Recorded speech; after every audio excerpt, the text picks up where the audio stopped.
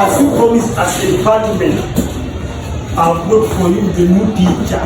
Where is he? Where is he? Here. Where? Here. Where?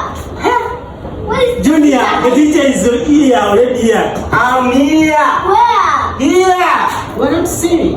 Use your voice. I'm a newcomer teacher from Dar es Salaam. I think from now, yeah.